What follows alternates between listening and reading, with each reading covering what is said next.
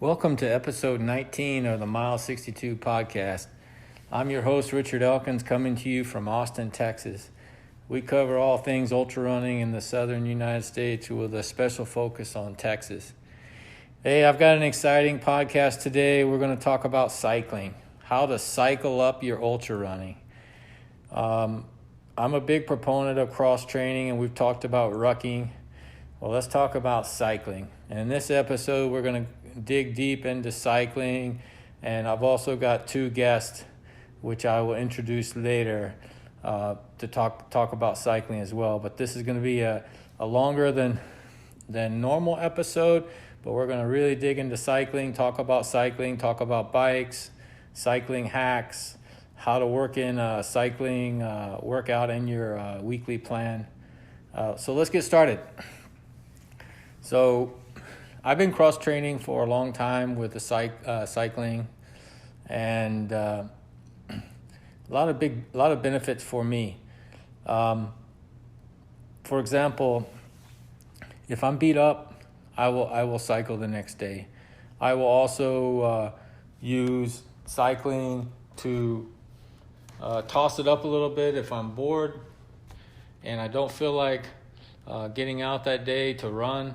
We've all been there, get a little apathetic, not sure what to do that day, don't feel like weight training, etc., etc. So how does cycling or biking help you, especially with your running? Well, there's a lot of benefits. It's a very high intensity, low impact cross-training activity. So what that means is you're going to get a lot out of it, and there's not high impact, whereas running is the opposite. It's high impact, and when you're cycling too, it really works out some complementary muscles. So what muscles does it work out? Well, cycling builds strength and power in major leg muscles. Those include glutes, calves, quads, key running muscles, and also some muscles that we don't use too much in running. How do you know this? How do I know this? Well, triathletes talk about a brick workout. A brick workout is when you're cycling and you jump off and start running. But when you do that, you feel your gait is all messed up and you kind of almost feel like a horse trying to get going.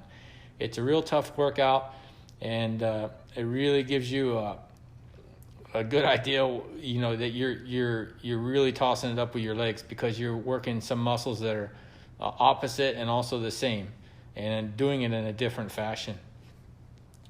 Also, cycling improves leg turnover. A high cycling cadence, usually around 90 revolutions per minute, is an ideal way to boost leg turnover for runners. And cadence is real important for runners. You should be doing in the 175 to 180 range. And I know I've been measured on a special treadmill, and I'm in the high 160s, so my cadence is a little bit low. So I've been trying to use cycling to try to increase it a little bit, but it can do that. And what else? Cycling, you can do a lot of the same kind of workouts as you can do in running.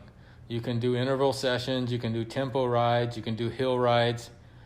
Hill ride is real tough, just like a hill when you're working hills in a run.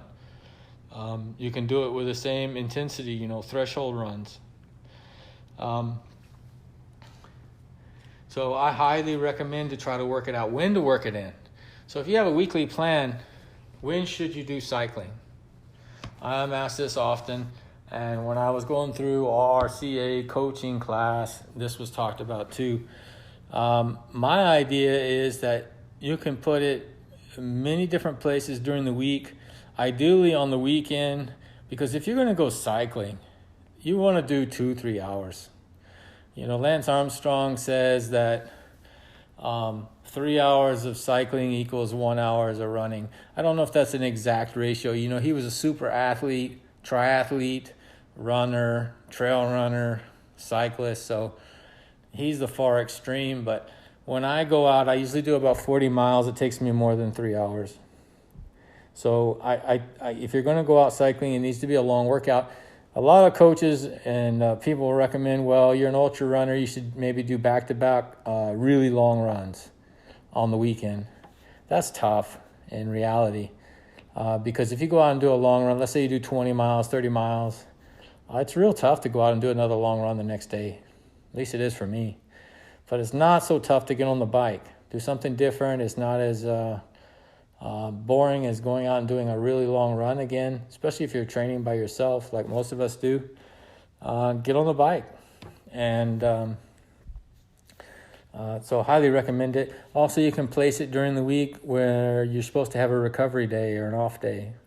This is a controversial subject too, and I'll tell you a funny story in a second about it. But as people have been listening, you guys have been listening to my podcast for a long time. I'm a little bit weird on some things and extreme on others. I don't believe in pacers or crews, and I'm also not a big fan of tapering or many days off during the week. And let's talk about days off during the week. This is a very interesting subject, and I'll tell you why. Some people say, well, you should take one day off every week. Some people say maybe 2 days off every week. And I can argue that I can take a day off every week without stop running every day. Well, how you do that? Richard, how you do that? That's crazy, how you can do that. I brought it up in my coaching class, and other coaches I've never heard of done that way, But the idea of a lot of coaches they want you to take a calendar day off every week. Well, what do I mean? Well, my idea is if I run in the morning, let's say on Monday morning I run at 7 o'clock in the morning, I do an hour and a half run, and if I go running the next day in the evening, that's a day off. To more than 24 hours.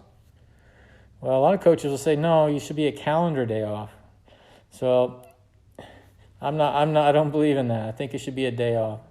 But I think that's kind of odd how people think of it in that way. Late last year, I had a colonoscopy, just a checkup. I was 50 years old, and I have to do it more regularly now. But they said, well, you got to stop eating 24 hours before the appointment. And I said, okay. And I did that. My appointment was 3 p.m. And I go in there around 2, and they said, when did you stop eating? I said, I stopped eating around 1 or 2 the day before. They're like, oh, we may have to postpone the appointment. I said, why? I stopped 24 hours before. And they said, no, the day before. They wanted me not to eat the day before either. Well, should have told me 30 or 35 hours. Anyways, I think people have different concepts of thinking about a day. But in the regards to running or cycling, I do that a lot, and I highly recommend it. Is if you need to run every day, if you're going to try to get in 50 miles a week and not with a really long run on the weekend, you need to run every day. And most coaches are going to tell you if you're in marathon training or longer, you need to be running 5 days a week or you're wasting your time. So what can you do if you're beat up? Well, you can go cross training, go swimming. You can also go biking, and I highly recommend that at least once or twice a week. But if you're going to be a good runner, you need to keep running. So what you can do is if you're running in the morning, the next day, if you can, run in the evening. So that give you more than 24 hours off on your end. I think you'll see some improvement. Toss it around a little bit during the week like that to give you and also make sure you're sleeping a lot. I usually go to sleep with my children around 8 o'clock at night, and I get up at 5 a.m. I get a lot of sleep. You can buy any supplement in the world. There's no substitution for good sleep. Just heals you better than anything, and all the coaches will tell you that. Well, let's get back to biking. That's what we're talking about today, and it's a great way to cross-train. And going out 3 hours to 4 hours on the bike, it's going to be a heck of a workout. Push the hills, and you don't have to have a fancy road bike to do this. You can do it on a mountain bike. Actually, I use a mountain bike on the roads. I haven't had a road bike in a long time, and my mountain bike does fine. I got a decent aluminum mountain bike that, it's more than 20 years old, but it works well.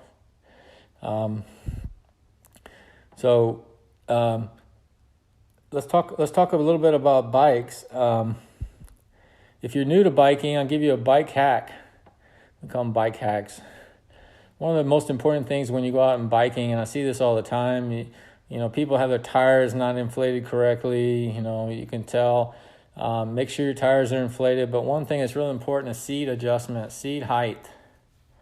And what you should do is the seat height is real important, because if you're, well, of course you need to have the right size bike too. You know, if you're 6 foot tall, you should be using a 56 centimeter bike, roughly, which is considered a large. Make sure you got the right size bike. But when you talk about seat height, this is very important, because if you have it too low, which most people do, it's hard on your knees and legs, and it's not going to be very much fun, and you're going to work a lot harder than you should be. Now, of course, if you're a very experienced cyclist and you've been doing this for a long time, you can break these kind of general rules to do what's best for yourself, because you know what you're doing. But in general, to set your seat height, you should have 5 millimeters of clearance between the heel of your foot and the pedal at the bottom of the stroke. So put your pedal at the bottom of the stroke and make sure that there's 5 millimeters. I guess that's about 3/8 of an inch. 5 millimeters gap. You know, in my experience, you know, you got just a slight bend in your knee. You'd be surprised how many people don't have their seat height adjusted correctly. Saddle tilt, the same thing, very important. Usually want it to be parallel with the top tube. A lot of pros use carpenter's levels and make sure it's now you can make it slanted a little bit forward if it's a more comfortable, but most people find that, you know, parallel with the top tube is best. And when I well, let me backtrack a little bit. When I'm talking about the seat, I should follow up. You know, with the seat, it's very important to be in the right position, because you'll know when you're climbing up a hill. If you have to stand up in the seat, unless it's a really, really steep hill, you shouldn't be doing that. I read in Lance Armstrong's book that 80 to 90% of the time, climbing should be done in the seated position. And that doesn't, you know, that covers most hills. So that way you know if you're seated and you got your seat adjusted correctly. Another thing you can do is kind of a pro hack is if you have a cycling jersey, you know, you got pockets in the back. You can put some keys back there, some change back there. And if when you're cycling, you hear it joggling around, making a lot of noise, you got it means you're swinging your hips too much. Your seat is not adjusted correctly. So you want it to be as quiet as can be. One interesting thing is, you know, I read an article the other day, I think it was on LinkedIn, but they were talking about the cells of bike cells. Say it's the new toilet paper, you know, during the virus crisis that we're going through, you know, things run out. And I ran into that myself. I was trying to buy some bike tires, and, you know, my mountain bike tires are 29 by 1.95s and not too uncommon. But I found some online, but the bike store was in Australia. It was going to take 3 weeks to get here. So I ended up getting some cheaper tires that would fit so I can start riding again, because my tire basically got like a 2-inch cut in the knobbies. I don't know if it's from dry rot or what, but I definitely need to replace my tire. But it's interesting, the bike supplies are selling out everywhere. If you know, it's like I talked in my last podcast about weights. You go to Academy or any of these stores, you can't find weights. Same thing with bike accessories, and it's the same thing online. You know, it's crazy. But I've had a good week. I've been this week I haven't been biking as much as I did the previous week. As I said, I got some problems with my bike, but I've been doing a lot of running and doing a lot of rucking, which if you follow me on Strava, you've been seeing. Basically, I ruck when my son is playing Pokemon Go. It sounds kind of funny, but he usually goes 2 or 3 miles to hit all the Pokestops in my neighborhood. And instead of just walking around, I put on my 20-pound ruck, and it's one heck of a workout. So I've been doing that, and then also running, and trying to keep up my weightlifting as well. The trail racing over Texas announced that Habanero 100's on, so that's in the middle of August. And instead of just trying to finish this year, I want to place well. After my last race, I got a win. I got the bug to try to be competitive. Really going to work hard this summer. I got to get my weight down a little bit more, get more in kind of race weight shape, and build up more strength, because that's a tough race. Starts in the middle of the day and goes through the next day till 6 p.m. So, and the temperature is 100 degrees, 40 C plus. So it's a real tough race, but I've done it twice before, but I've never done the 100 miles. I've done the 50K and the 100K. So look forward to that.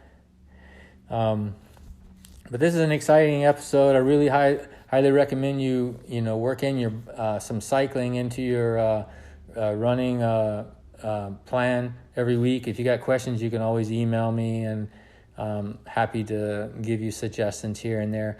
But let's go on to my first guest. I'd like to bring on Oliver Atkins after the break.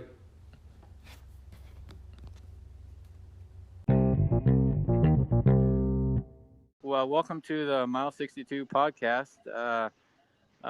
You're joining me from the London area, right? More Midlands, actually, yeah, more Midlands of the UK. So we're kind of halfway between Manchester and Birmingham, kind of near the Welsh border. That's where I'm situated. Oh, okay. Yeah, So that's north of London, right? Yeah, so it's about, you can get a train within in under 2 hours. You can drive in 2.5 to 3. It's okay getting down to London. So yeah, we're very much in the countryside, very rural where we are. We're in kind of dairy farming country. Wow. Shropshire area. Yeah, so it's that very picturesque. That should be very good for cycling. I went to Coventry a few times. Is that close to there? It's not too far away, actually, Coventry. You could probably get there in you'd get there in an hour, certainly from us. Yeah, that's quite close to Birmingham. Yeah, it's a beautiful area. When I went to Coventry, I took the train as well, so I got to see quite a bit of the area. But we're very fortunate where we are. Yeah. Yeah. So what I wanted to do today is talk a little bit about your podcast you're putting together for cycling, and then we'll dig into your cycling some. But how is the new podcast coming along? Yeah, so it's very early days at the moment. It's very much coming up with the concept and ideas, but I've really been kind of pushed into actually making a start on this, because it's been in my mind for a while, but I've been working full time, and I've got a young boy as well, so time is very hard to find. But now, obviously, with the lockdown and the virus going on, the global situation, I've found myself with a little bit more time. So I thought, now it's either now or never. So yeah, let's get cracking with it. But yeah, definitely in the early stages. So I'm planning out a first kind of first series, if you like, of eight episodes. And really my cycling, as you alluded to, is going to be cycling themed, but very much from the point of view of looking at individual and collective health, and how cycling, I suppose endurance sports in general, but for me, cycling is such a unique sport that the benefits to individual, and health of the society, what it can provide is pretty astounding. And I kind of used my own experience of coming into the sport later on in life, and I just feel it's quite necessary that if I can try and either change opinion on certain things or encourage even one person to try getting on a bicycle, then I'll deem it success.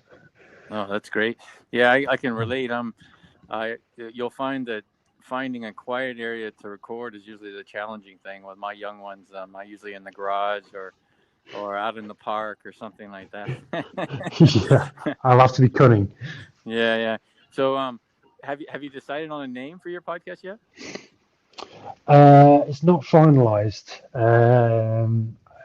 I've already there's been a couple of themes in mind, and it'll become more apparent why they are those names as we get into why I ride a bike and stuff. So one is one for the road, Kind of double meaning there with cycling, and one for the road is normally the last beverage you have before hitting wherever you want to go, whichever destination you want to go to. Right.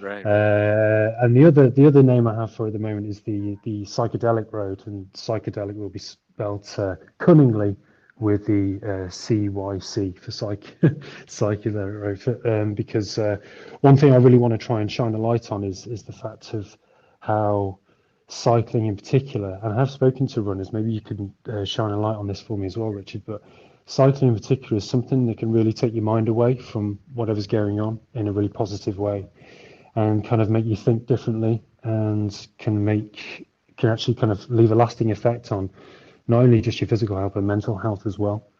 And in my experience, I've kind of found it to be almost like a psychedelic experience, riding a bike for me. So yeah, so those are the kind of two names. Oh wow! Well, once you finalize, you have to let me know, and I'll let everybody know. Actually, Yeah. I was looking at my stats for my podcast, and I've got like 2% of my listeners are in the UK. So, Oh, great. yeah, yeah. I found that yeah, I post my podcast on Instagram, which I highly recommend. That seems to get the most hits, and then also Strava. I use Strava a little bit differently than others. I'd use it, of course, for managing my runs and cycling, but I also post pictures, and also when I do a podcast, I post it on there. And I happen to be a member of probably 20 or 30 different groups, mostly running, but a few cycling. And what I found is that people will click on my podcast from my Strava log. So I've been doing that as well, and that what that's done for me is it's made me a little more global. So Yeah, definitely. yeah. I'll certainly look into that, because I've noticed obviously you do post your podcasts on Strava as well as your ridiculously long runs. So I'll keep it. Yeah, it's a good way. It's a good use of getting the message out there, I suppose. Yeah, because a lot of the running groups, I'm in running groups that are based everywhere, and they're interested, to hear. I mean, I listen to some like Australian, and there's a couple good podcasts in UK for running as well. I listen to, kind of mixes up everything. But what you were talking about earlier, for somewhat for positive thinking and mental health, I think cycling and also running, I think it's a big benefit for that, because when I'm, especially during these stressful times with the virus and everything, I get out and I go on a run. I think about what I'm going to do the rest of the day, and everything's kind of worry free. And same thing for cycling. My cycling, I have an out and back that's I guess it's about 40 kilometers, and that takes me about a little more than 3 hours to do it on my mountain bike. And during that time, I think about the whole week, what I want to do, Yeah. hobbies, work, whatever. So I think it's a big benefit. And I always, a lot of people get into sports for losing weight and maybe trying to improve their health, which is also a good thing, but they also need to think about the mental health. So Definitely. I mean, it impacts every single one of us. We all have mental health as well as physical health. Some are just some have maybe slightly bigger issues or slightly more in-depth issues going on, and of course, in different parts of our lives, those can be more pronounced. But I think the two are so intertwined. yeah, Definitely. yeah, no, I think it's great. And one thing I was curious about, when you go out cycling, I know there's quite a bit of pubs in your area. Maybe it's more difficult during these times, but are you able to just stop during a bike run and just grab a pint and just leave your bike outside? Is it very easy to do that? Yeah, I mean, especially where we live. I mean, we live in a part of the country where, I mean, we don't, but you probably could leave your door unlocked as you Oh, go okay. out. It is very, very rural. We live in a just on the outskirts of a small market town, um, the home of gingerbread, if you're interested. So yeah, so we live in a very small market town in like in North Shropshire. So it's very rural. It's very undulating, kind of the hills of home type thing. Very lush grass and cows grazing, that kind of thing. But yeah, I mean, during normal times, I mean, that's the great thing about cycling. I mean, we go on cafe rides. So it's a lot of the time the cycling just interrupts the ingestion of caffeine and cake. That's the That sounds good the for great me. thing I'm about I'm a abs- coffee addict, so.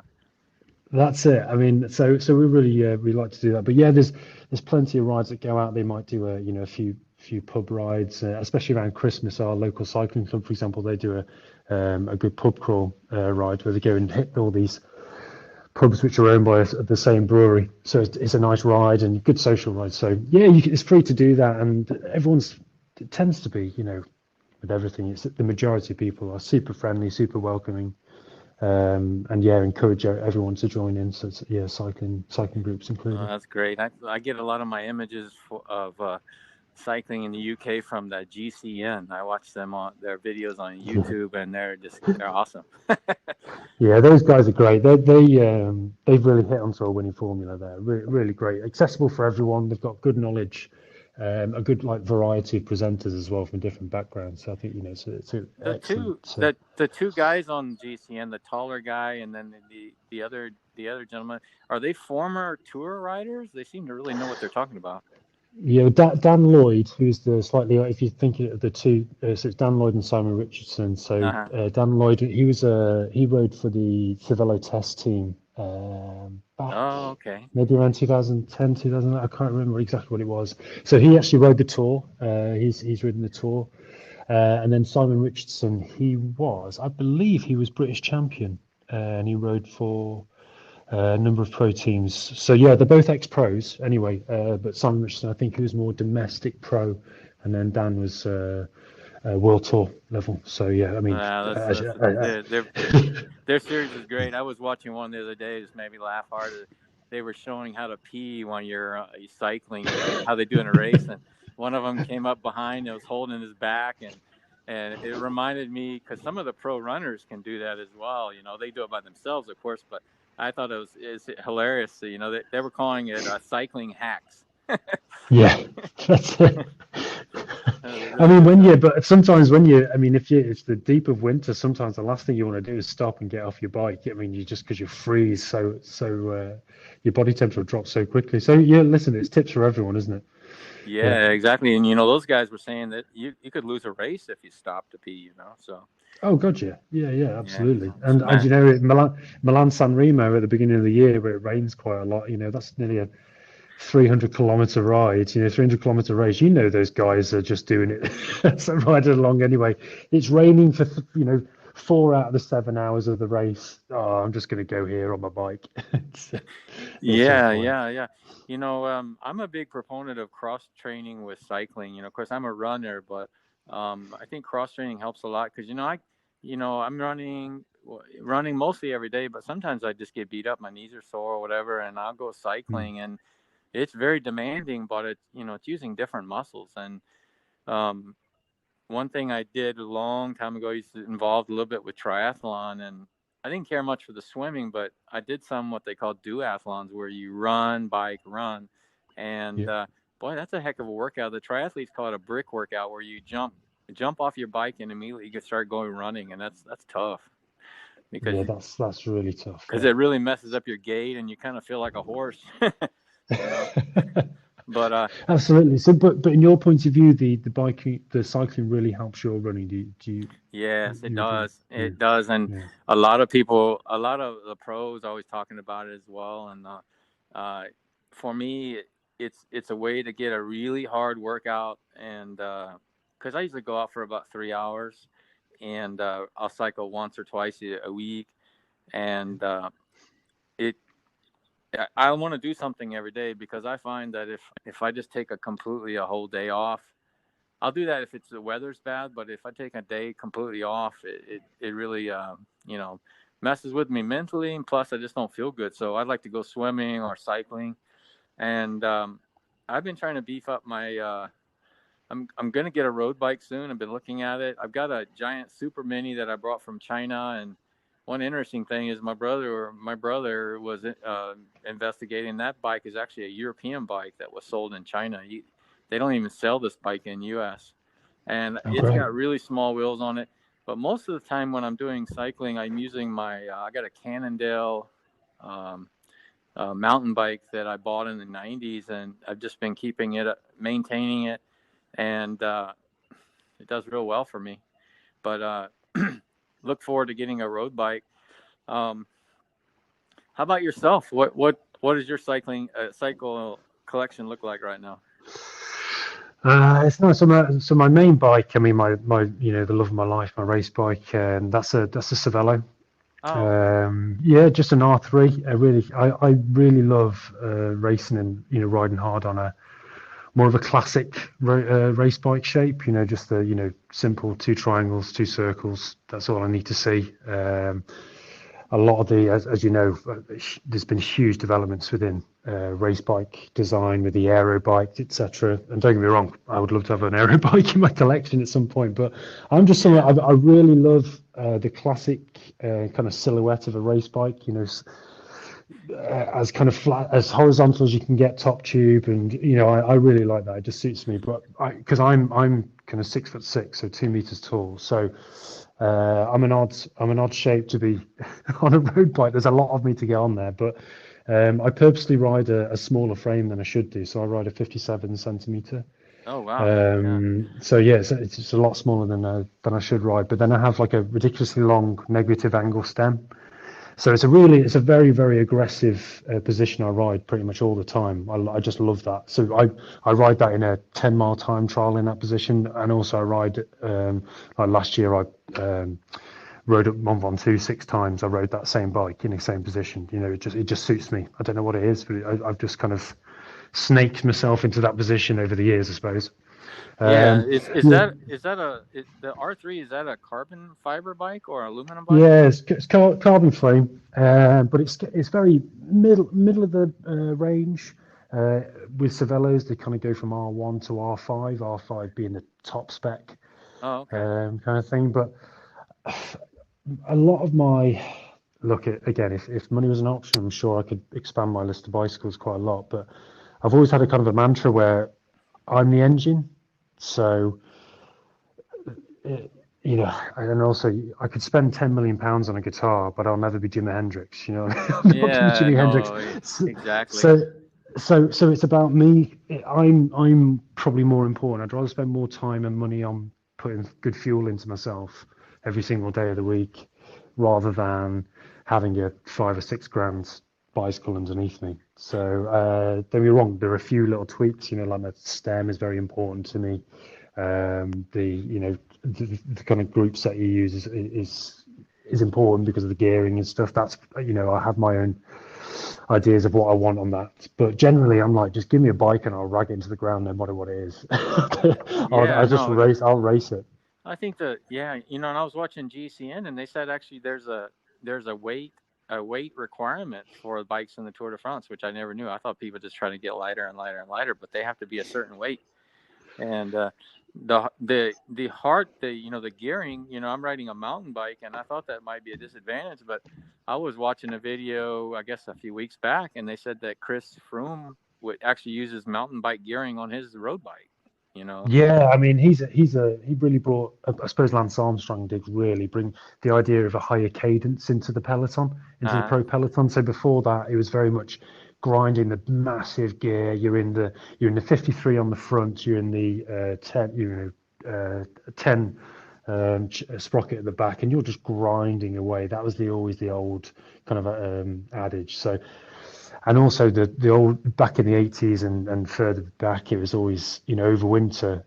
As soon as a certain date hits after winter, you don't go into your little ring at all for the entire year. It's right. it's kind of that was just the old way. But then kind of Lance Armstrong came along and his training techniques and his let's just say questionable coaching, his questionable coaches, they brought the idea of a higher cadence into the idea. So you're not relying on your muscle power. You're actually relying on your cardiovascular system to spin the crank a lot faster. So Yeah, makes sense, makes yeah, sense. How about your yeah, handlebars? Do you use those? I noticed it was, I saw on GCN, it was another hack they were talking about, where it's a lower drop. You usually have to really, the older style bars, the bend goes way down. They said that a lot of the new bars coming out, the gap is not very much, so you don't. yeah. So narrow, you have the narrow bars now, and but also mine again. This is why my bike's very aggressive. I think I'm probably the only person who could ride my bike because Uh-huh. it's not only is the stem completely slammed to the headset, so that's completely gone. Any spaces and stuff completely gone. So and then there's a negative angle on my stem as well. So I think it's a negative 12 degrees angle on my stem, and it's a very very long stem anyway, kind of like maybe 140 millimeters. And then I've got very, very narrow bars as well as the actual kind of curve on the drop is a lot shallower as well. It's a lot more modern aerodynamics testing, etc. Just is dictating what's going on with Oh, that. okay.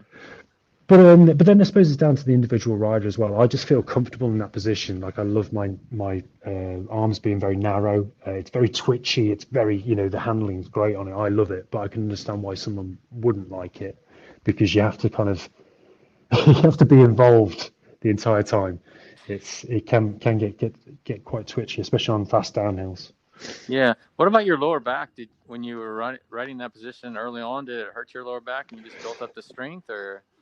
Yeah, so when I first started, I mean, I'll get into this in a bit, but I was a very unfit individual. I'd never really taken part in sport before. So I Mm-hmm. was 26, yeah, 26 years old when I got on a bike. And so, yeah, I mean, I was in a really bad way anyway, which again, I'll get into, but I was overweight anyway. I'd never done sport. So no muscles were ever trained in any way, which I suppose actually may have been a bit of a blessing for me because I just completely catered all my fitness to riding a bike.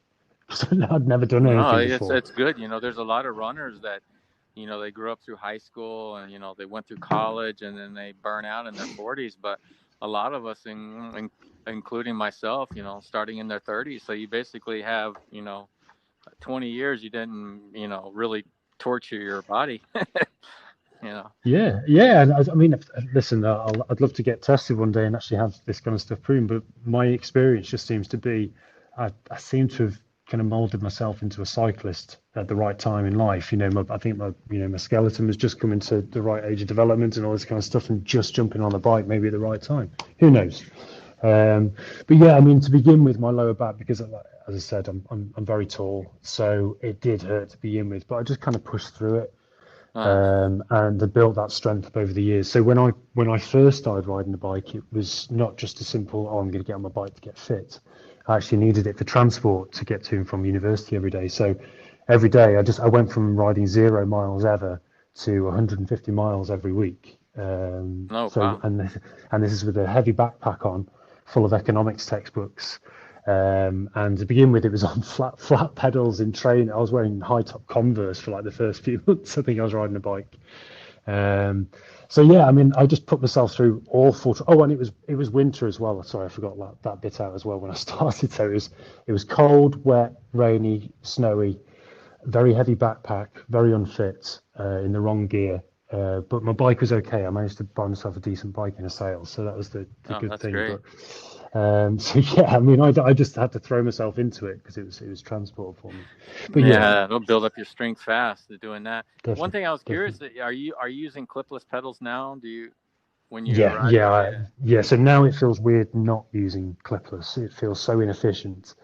I think you ask anyone who, granted, you see when you get into cycling, if you're not in tune with if you're not in tune with the sport, some people aren't into cycling and love watching the pros and stuff anyway. But if you don't know anything about the sport, like I didn't know anything at all. I was a complete layman. When you Mm-hmm. see these guys in the clipless pedals, it seems quite a scary proposition. But now it's almost like it seems a scary proposition to ride anywhere not wearing clipless now because it's like, God, I just don't feel part of the machine. I don't feel like I'm getting any efficiency. I'm not getting the upstroke as well as the down. So now it's second nature. But hey, listen, I know within the next few years, at some point, I'm going to get to a junction, forget I'm clipped in, and fall off. I know it's going to happen. Well, It's just part of it. when I had a road bike before, I had clipless pedals, and I'm planning on converting my mountain bike soon because I'm riding a lot again. But I remember long ago, I was in a 100-mile tour, and then I came I came to a stop, and I forgot I was in clipless pedals, and there wasn't enough time to come out, so I just fell to the ground. Yeah, just how it is. And I always say to anyone who is getting into it and going on the clipless pedals, look, yes, you feel like a fool when you fall over standing still. Of course, everyone does, and it hurts a little bit more than when you're actually moving. But it's well worth, and everyone always will fall off at least probably 3 times when you start Clipless pedal. It's just part of it. But once you get it, and then once you understand it, it takes cycling to a whole new another level, really, and it allows you to go further and faster and and harder as well, if you like that. No, I agree. You just got to be conscious that you're in them, and that That's it. think about it. Yeah, I got to turn out to get out. So That's it. yeah. Yeah. So what's next for you? Are there many cycling events in your area? I know maybe they're shut down right now, but what do you have any plans to do any kind of tour or organized event this year? Well, I mean, this year I had, we had my wife and I, we had our first child in September last year. So we have a very small baby that we're looking after who takes up a lot of time. So I've kind of resigned myself to the fact that road racing, in terms of 100 strong pelotons racing down the roads, so that's kind of out probably for this year at least, because it takes a lot of time to train for those. It takes a lot of dedication. I've got to normally drive somewhere very early on a Sunday, Saturday mornings, and so it takes up a lot of time. Whereas local time trialing is where my focus was going to be, really, just doing time trials again, just on my road bike. I love time trialing on my road bike. I call it Eddie Merckx style. And I love rocking up to time trials on my road bike, where most of the other people are on time trials and just trying to beat them. It's my favorite thing to try and do. So yeah, I had just one goal for this year, but I'll have to wait and see if any time trials happen towards the end of the year. But it was just to try and hit 5.5 watts per kilo for a 10-mile time trial. That was all I was gonna. That was my only one goal for this year. Wow. So I might do it on Zwift. Yeah. That's interesting. I was going to ask you about that. I've heard a little bit about power meters. Do you use one of those on your bike, or?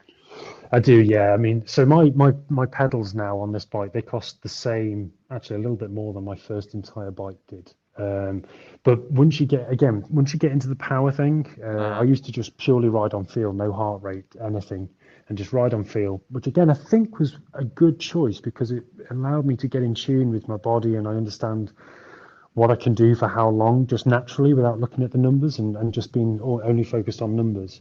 But once you start getting into training with power instead of heart rates, or because heart rates can be so subjective, as you know, power is power. You can't hide from wattage. If you need to put out a certain amount for a certain amount of time, that's what you've got to do.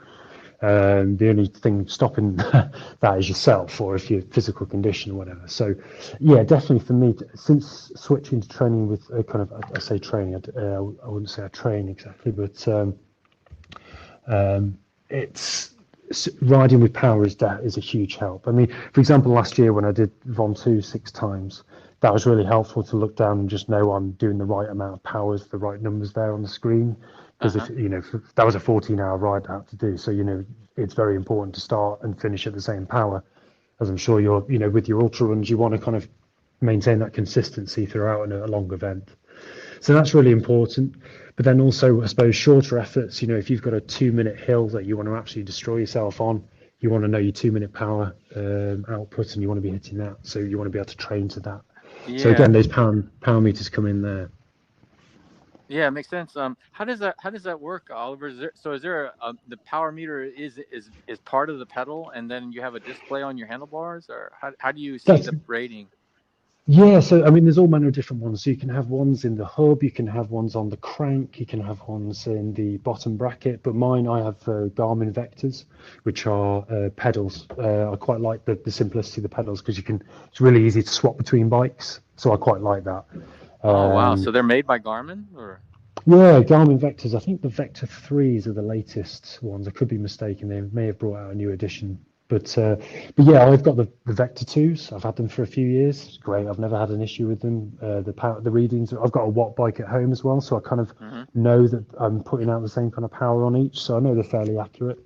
I mean, if they're a few percent out either way, I mean, it's not a huge drama. But yeah, I would say definitely. So I don't wear a heart rate monitor at all. I haven't for a number of years now. I only, if I'm going to train with numbers or ride with numbers, it would just be power.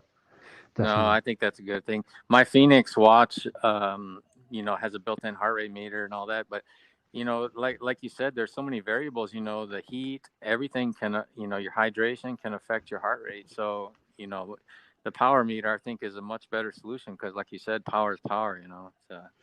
Yeah, as long as you, I mean, so for me, um, I always, if I'm going to go on the bike, especially if I'm going to be riding hard, which I like to do most of the time, I will always listen to my body. If my body's telling me no, you can't do this, then I'll either have an easy ride or or not ride at all.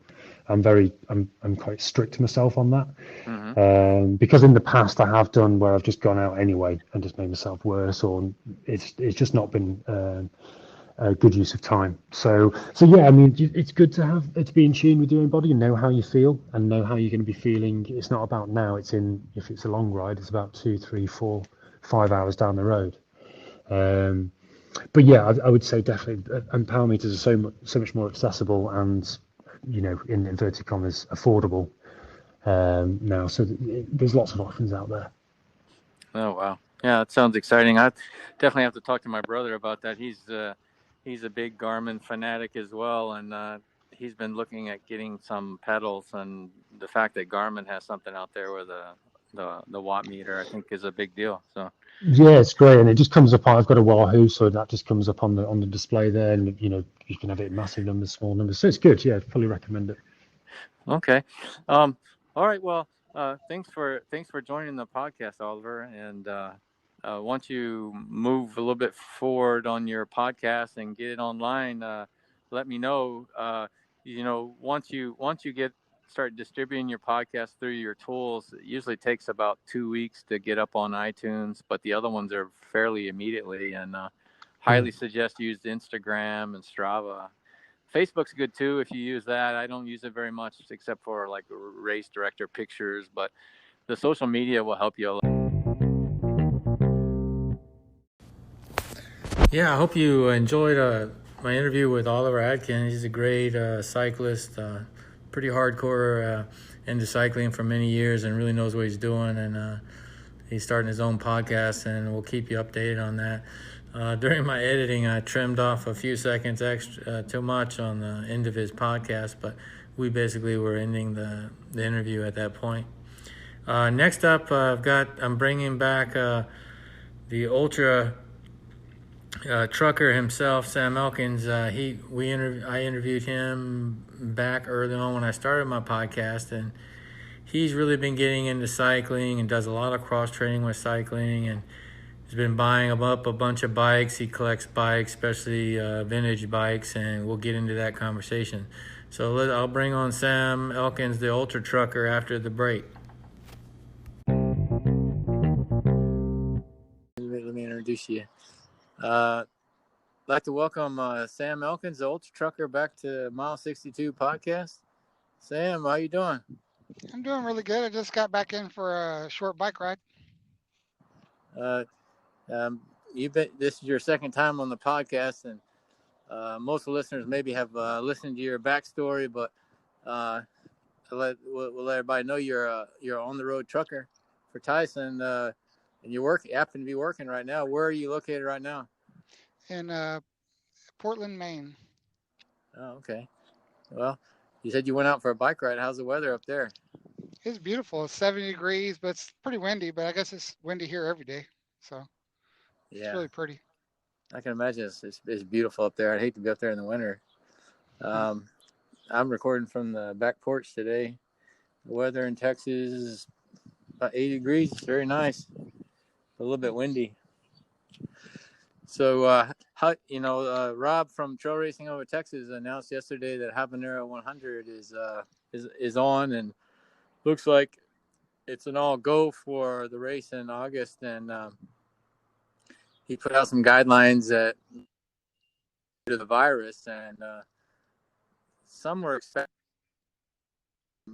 I don't know if you had a chance to read it, but some of the new rules from the USATF, the Trail Racing Association governing body, is prepackaged food at the aid stations, which I think was expected, and only the people working the aid stations can give you ice. That was something that I read today. And also, everybody's going to be wearing masks, not the runners. If you're running, you don't have to wear a mask. Yeah. But if you're a spectator, I would guess that working at the aid station as well, if you're not running in the event, you have to be wearing a mask. So I thought that was pretty interesting. I'm happy about that, but in Texas, people are a little bit hard headed. So let's see how they follow that. But Rob is pretty hard headed too. I wouldn't doubt it at all that he'd throw somebody out of the race. Yeah. It's going to be harder for them to find good volunteers though that'll wear a mask all day in the heat though. That's the only problem I see. Yeah, he didn't come out and say that, but it's kind of implied because he said anybody not running is going to have to wear a mask. And I'm glad about the ice.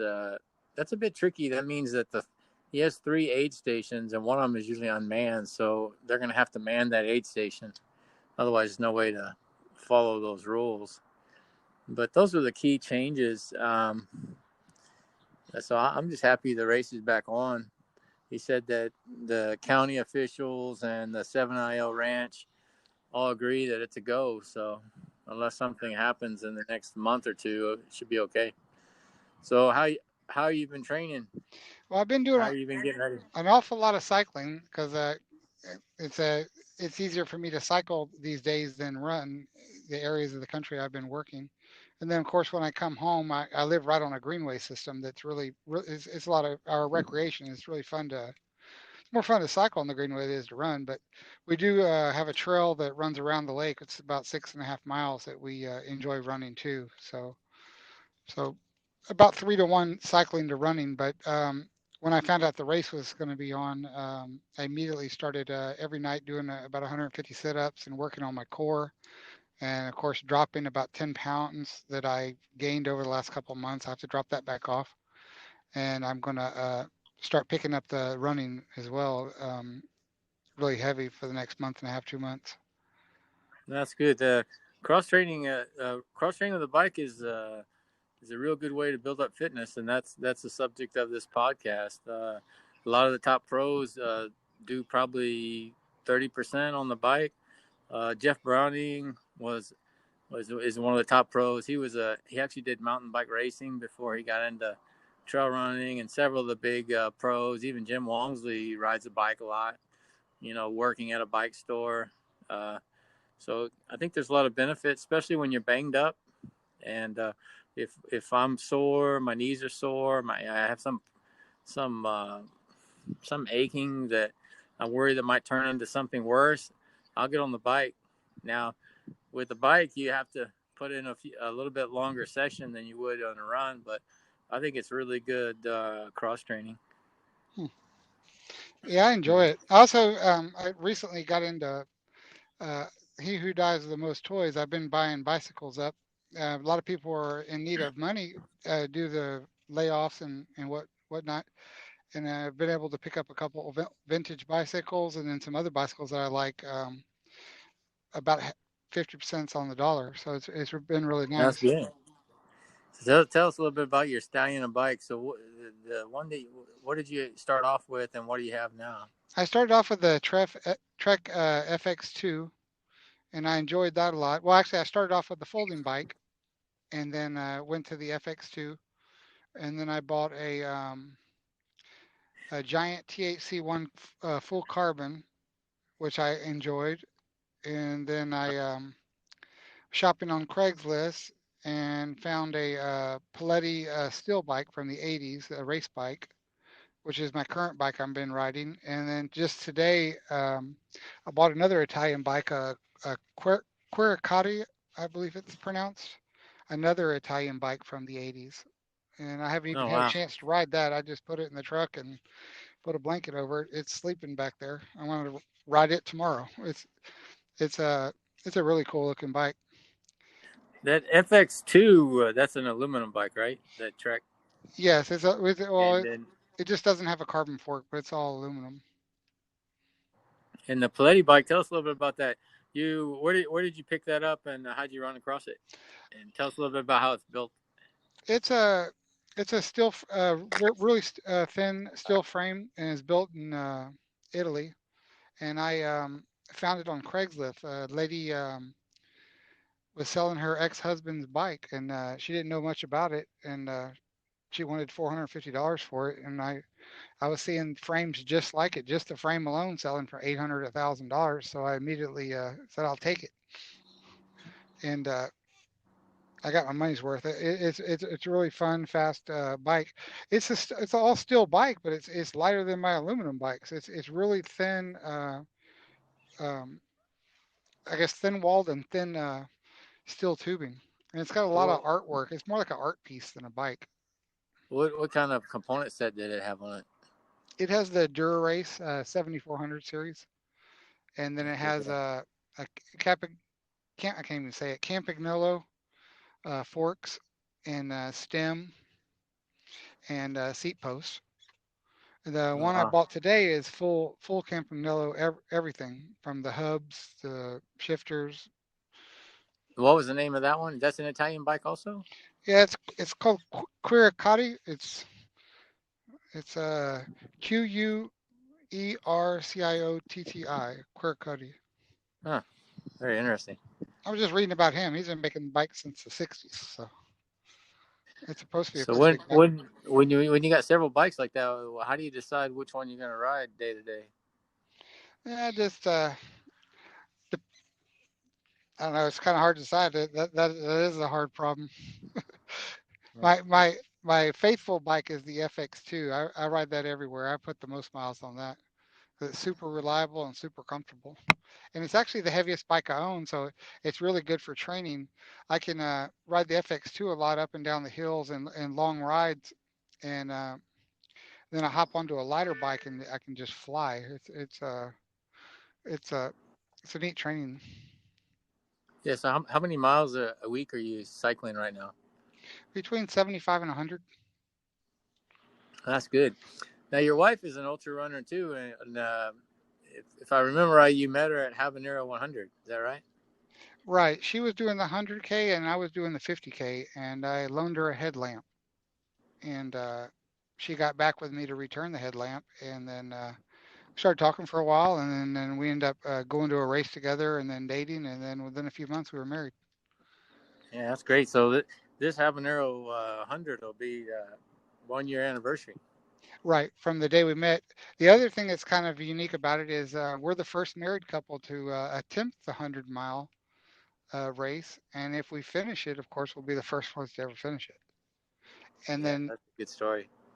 I and think that's she's something. very competitive. Yeah, I think that's something you should take up with Rob. He might give y'all some special award. You know. Yeah, he already knows that he's already started it. He stayed at the last race when he found out that we had gotten married because he knew Irma from she was volunteering with him a lot. So Oh, okay. That's great. So what else? What else you got on the horizon? You've been doing a lot of biking. Are you planning to do any bike events? And what else you got going for running this year? the only thing I've got going right now is the Habanero, and then of course I like biking so much. I'm hoping to do a Ironman 70.3 next year. I just recently purchased a membership where they've got a pool, an indoor pool, and everything. So I'm going to start swimming on top of the biking and running, and hopefully get in enough shape to do the 70.3 next year. But Yeah, I'm it going to should be no continue with the problem. trail Yeah, running. yeah, it should be no problem. But I would suggest that you do some kind of swimming lessons to work on your stroke. That everybody I read about that's critical for the swim. Oh It's all yeah. technique. It's like golf. Hmm. Otherwise, you'd be plowing through the water like me, like a tugboat. Yeah. Yeah. Um, I've been biking. I've been doing quite a bit of biking lately too. Probably 50 to 75 miles a week. Um, just ran into a snag with one of my tires. Got a big 2-inch gap in it, so I have to replace the tire. But I think the cross training is benefiting me as well. And I've been reading a little bit about power meters and wattage and strength, and very interesting to learn a little bit more about it. I read one of Lance Armstrong's books, and very interesting. You know, he claims, of course, he's an experienced triathlete, and then went into cycling, and then went into running, trail running, still doing trail running now. And he claims that 1 hour of running is equal to 3 hours of cycling. I don't know if that's true or not, but it, when I go out for a cycle, it's usually about 3 hours. If I'm going to do 40 miles, it's going to take me 3.5 hours, and that's a pretty good workout.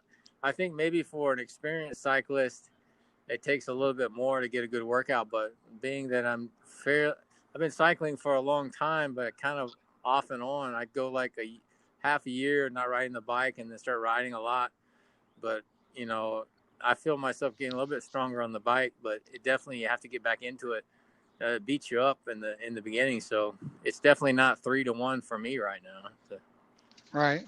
Well, my problem is finding odd places to run is my specialty.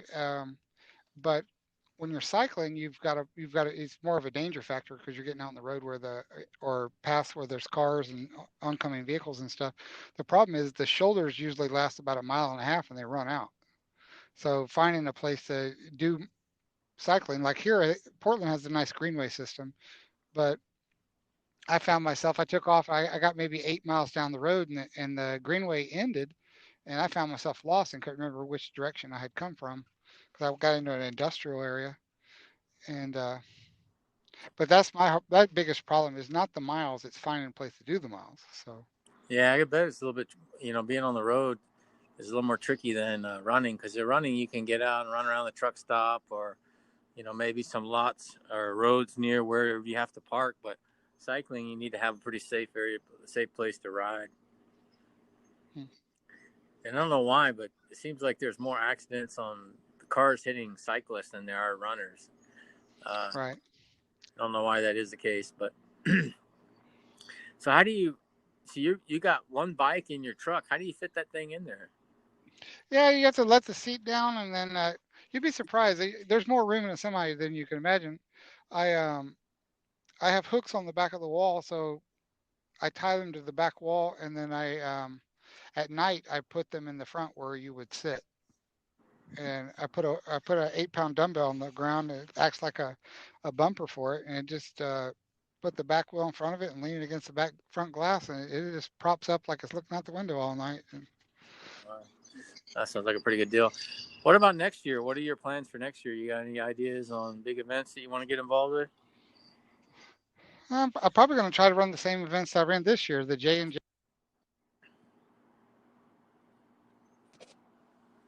Are you there?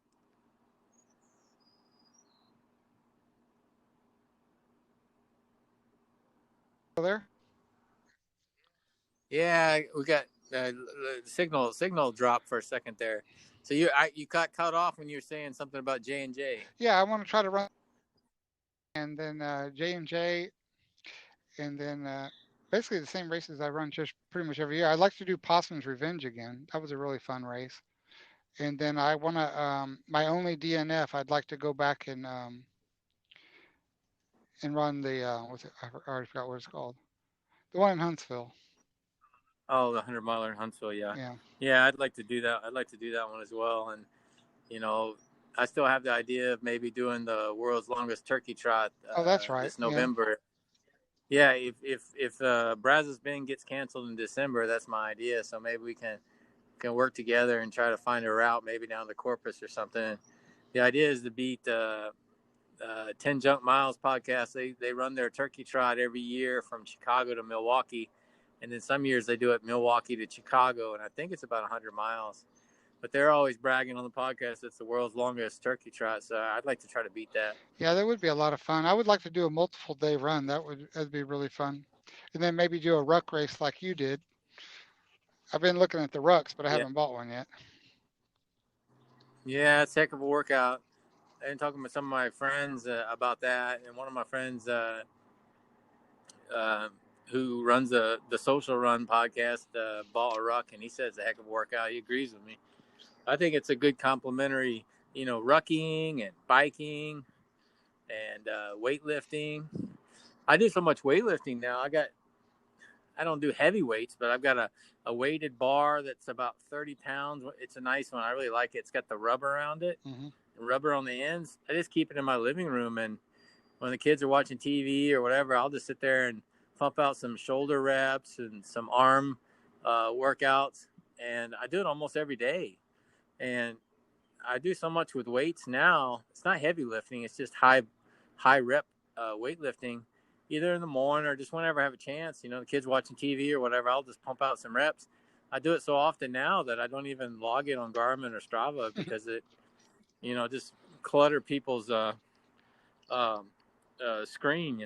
It's no need to do it. But I think there's a big benefit, especially to your upper body and to your core. You gotta cross train as much as you can, and if you do swimming, that's also a benefit. But like I said earlier in the podcast, I think cycling is a really good way to cross train for running, and I think running is a good cross training for cyclists too. And that's why triathletes, they have to do it for their sport, but um, the running and the cycling are complementary, and the swimming, helps build up the core and just the overall body. So I've tried it. Every once in a while, when I used to travel more last year, I always get in the pools and the hotels and get some swimming in. But it's hard to swim laps unless you have a membership at a place that has a decent pool. The pool here where I live is mostly for just playing in.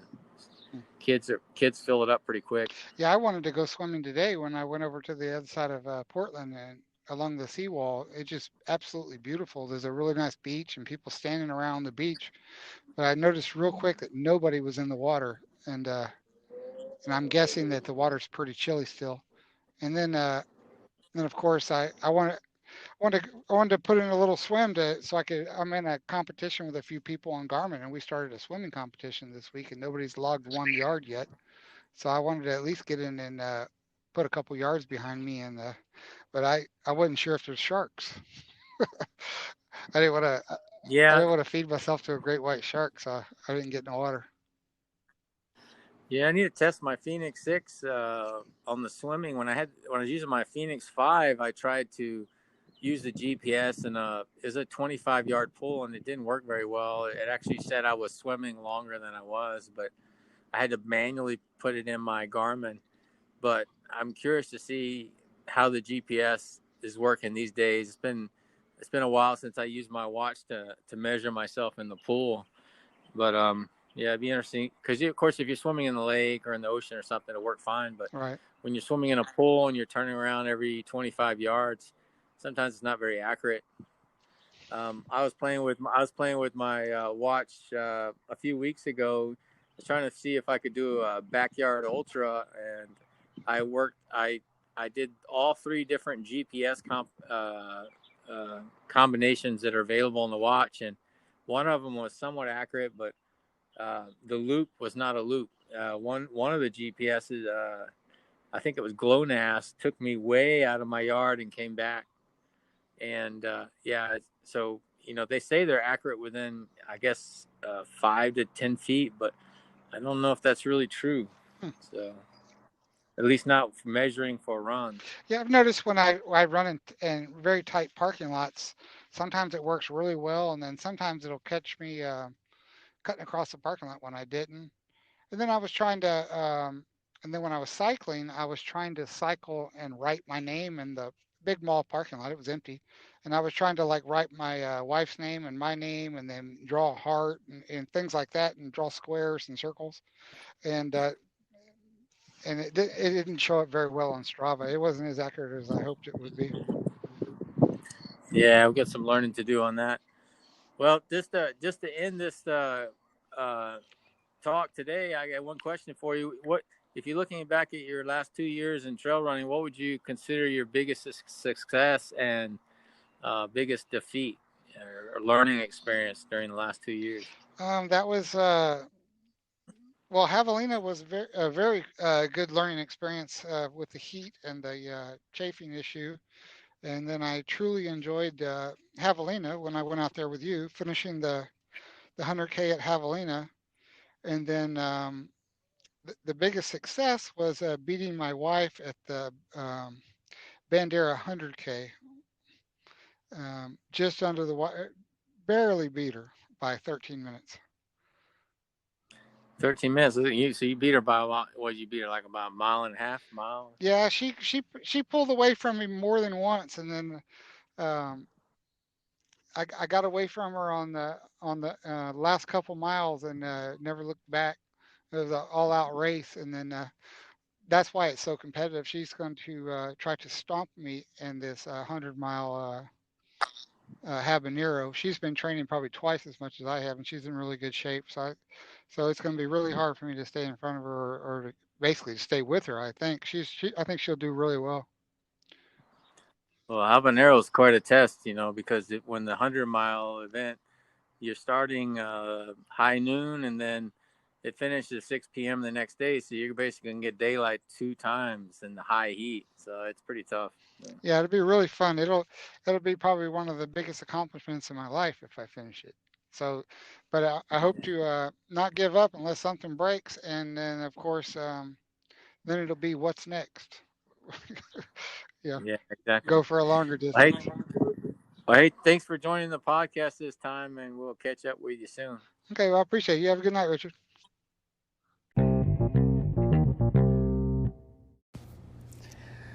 Yeah, what a great interview with Sam, the ultra trucker. He's not the only ultra trucker out there. There's one in California that works for UPS and trains out of his truck. But it's pretty inspiring. He gets out running all the time and cycling, no matter where he's at in the country, whether it's near a truck stop or near one of their factories. He doesn't make any excuses. He gets out and does his training program and keeps up with it. Kind of wrapping up this podcast. Thanks for listening, as always. And if you'd like to follow me on social media, you can follow me at Runner RWE. That's Runner RWE, all one word, on Instagram, Twitter, Strava, Facebook. And if you have any questions or feedback or would like to be on a future podcast, drop me an email at runnerrwe@gmail.com. And if you would, please give me a review on iTunes and subscribe if you like the podcast. It helps out a lot and gets me traction in the outdoor arena. There's so many podcasts out there. I also like to thank my sponsors, Ultra Aspire. I use them for light and hydration, and Squirrel's Nut Butter for chafing cream. Also like to say, be careful out there. There are some sponsors that are kind of shady, trying to get people to help them out. I had one approach me for supplements and go to their website, and it doesn't say where their location is or who manufactures. And the product looked pretty good, but after many emails, they wouldn't reply to me where they made their product or where they're located. So I stopped communicating with them, but it kind of alarmed me. You got to be careful who approaches you to try to, talk about their products on your podcast or sponsor you during your runs. Because as a sponsor, when you're a sponsored athlete, you're getting a discount on products, but you're not getting free products unless you're a pro. So don't waste your time unless it's something you really believe in. But enjoy your running, and like we said today, get out there and do some cycling and cross-training as well. I think it will benefit you in your ultra running. Have a good weekend. Bye-bye.